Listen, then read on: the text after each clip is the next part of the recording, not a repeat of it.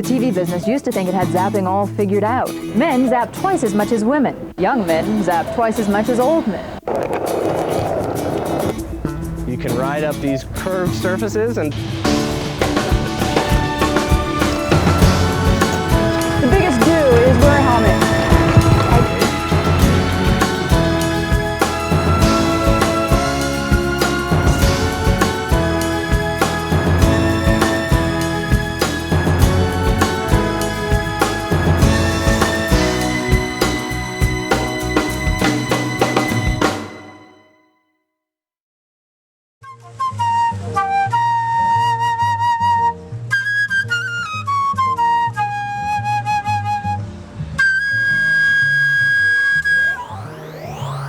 Hello, sorors. I am Dr. Dwana Harvell, president of the Denver Alumni Chapter.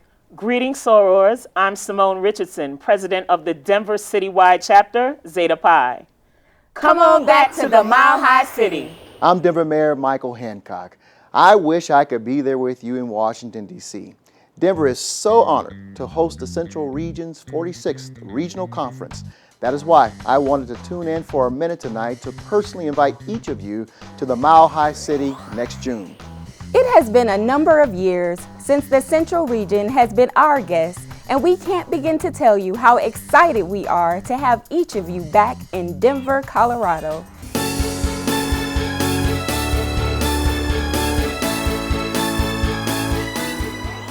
Denver is honored to host you, and while you're here, if anyone has a question, you just tell them. You received a personal invitation from me, Mayor Michael Hancock. Congratulations, Delta, on your 100th anniversary. In June 2014, the charismatic and courageous sorors of the Central Region will meet in downtown Denver, where we will reconnect, handle Central Region business, and celebrate Central Region style.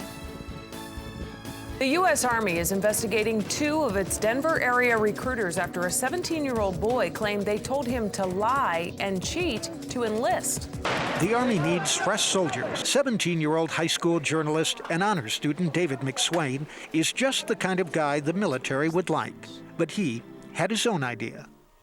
I wanted to see how far the Army would go during a war to get one more soldier. So he contacted his local Army recruiting office in Golden with a scenario he created. For one thing, he told this recruiter he was a dropout and didn't have a high school diploma. No problem, the recruiter explained. He suggested that David create a fake diploma from a non-existent school. So as instructed, David went on the computer. He went to a website and for $200 arranged to have a phony diploma created. And here it is. It certifies David as a graduate of Faith Hill Baptist High School.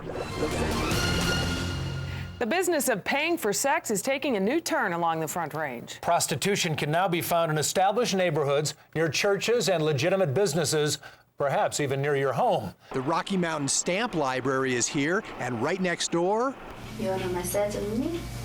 a small, ordinary building housing the King's Health Spa, an Asian massage parlor advertising massage therapy. The offer of sex for money came after about 10 minutes of this woman, who said her name was Anna, giving me a massage. How much more do I need for more? Everything? Everything to 140. My name is Alex Echo. I'm an artist. I'm just a painter who wants to paint a pretty picture.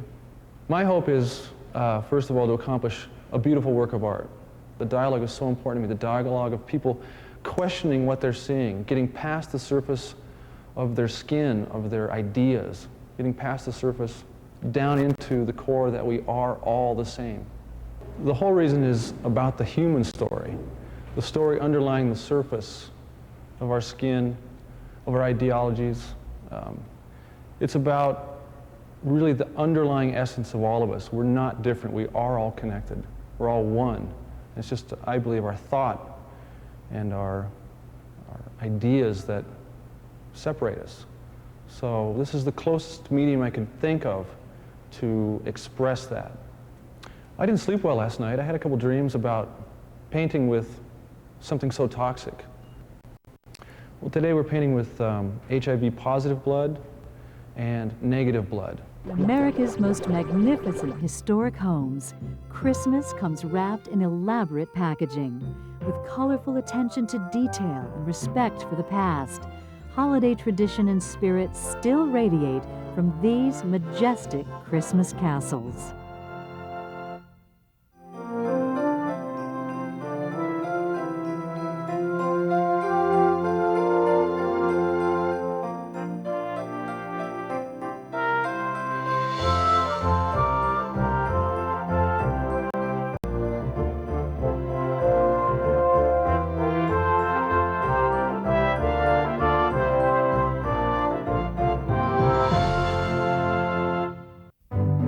On this episode of Dream Drives, we steer a zigzagging path through Philadelphia on historic Delancey Place near Rittenhouse Square, where a federal-style row house gets a modern update, blending old with new.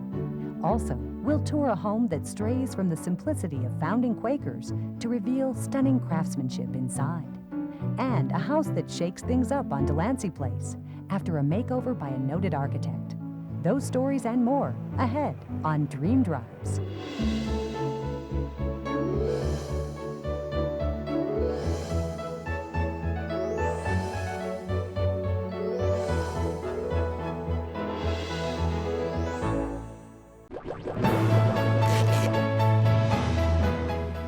I think one thing that Volunteers in Action does is it helps Christians to really carry out what God commanded them in the Great Commandment, to love the Lord your God with all your heart, soul, and with all your mind and with all your strength. And the second part, like it, is to love your neighbor as yourself. And Volunteers in Action just connects people to be able to do the second part of that Great Commandment, and that is to love their neighbor. My life has been transformed because of the ability that Volunteers in Action has given to me in order to serve in this capacity. We see an ongoing need for more volunteers that would be willing to come alongside a neighbor, an elderly person, or a developmentally disabled person, or someone in a local public school that just needs mentoring or tutoring. So we'd love to have more volunteers. We just appreciate the faithful support that we've received financially from so many people, and that kind of support also is very helpful to our organization. It's really a blessing to have them.